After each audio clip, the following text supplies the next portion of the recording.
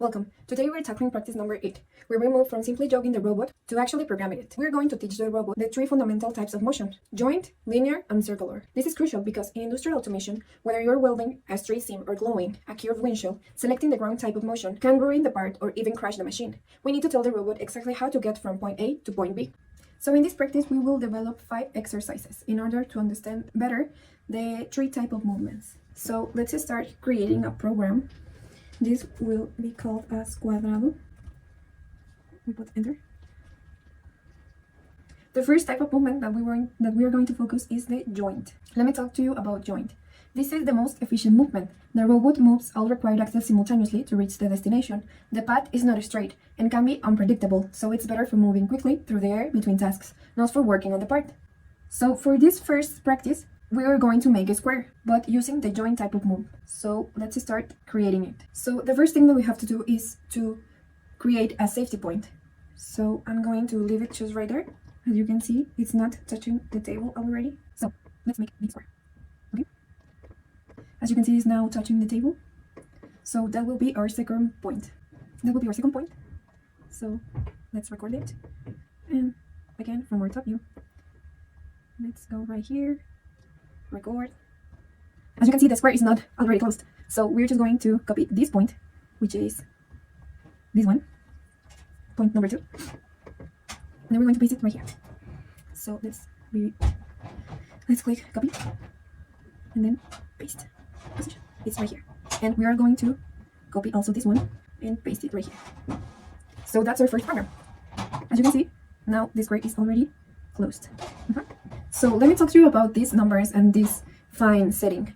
This is the percentage of speed of the joint, and fine when you want the robot to make a complete stop at the destination position before executing the next line of code.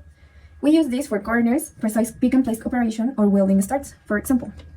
If I want to change this as continuous and then 100, what does this mean? So in continuous, the robot decelerates as it approaches the point, but does not stop. It curves or rounds the corner to maintain momentum and move to the next position. For example, if I put a 0 right here, what does that mean? Well, a 0 is a very tight turn.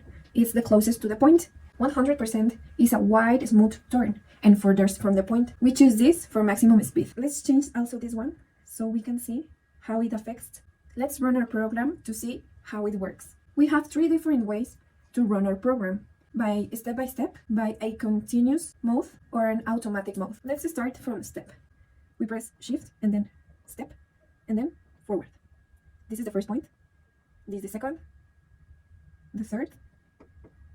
Let me show you with the top view.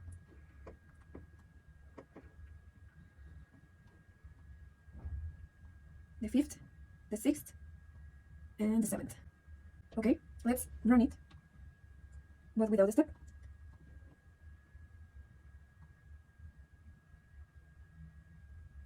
Okay, and finally, let's test it with the auto mode. The automatic mode. With automatic mode, we have to turn off our teach pendant. Here we have auto. Let me close it. Let's go a top view, then thought path visible, and then cycle start.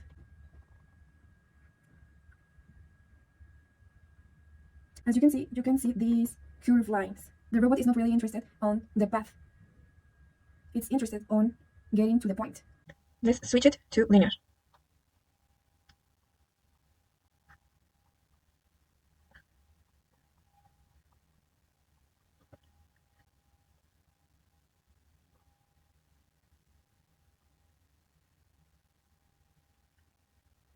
So here you can see we have no longer curved lines, and the endings of the points do not have an arc because we don't have continuous mode. So for this third exercise, we're going to learn how to make a circle.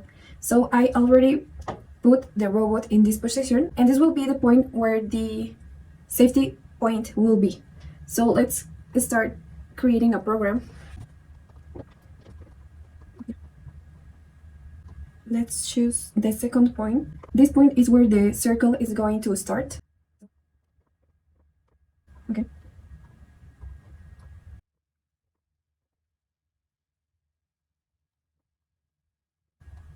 That'll be our second point. So as you can see, I already chose 3 points: a safety point, the start, and the point where our circle is going to be. So for this one, we're going to change it as circular. And then we're going to place right here. And since we're in this point, that will be the other reference point. The circular end position. So shift and touch up. As you can see, our circle is going to follow this path. So let's close it. So I decided that this will be the third point.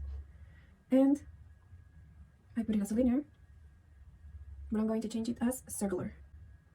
And then the last point will be our second one. So here we're going to choose number 2 and then enter.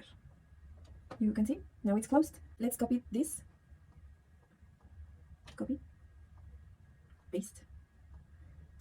Now let's see if this worked. Let's turn off our teach pendant. No. Okay.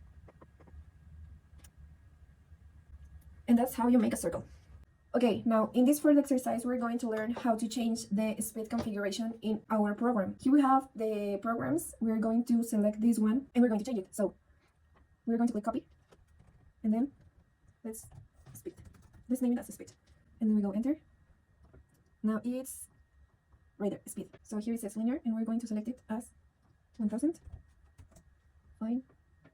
So this is our safety point. This is the first point of our square.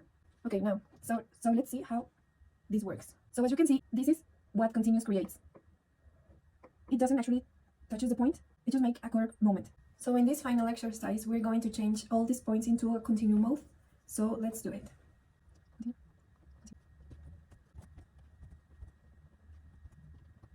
So let's test it.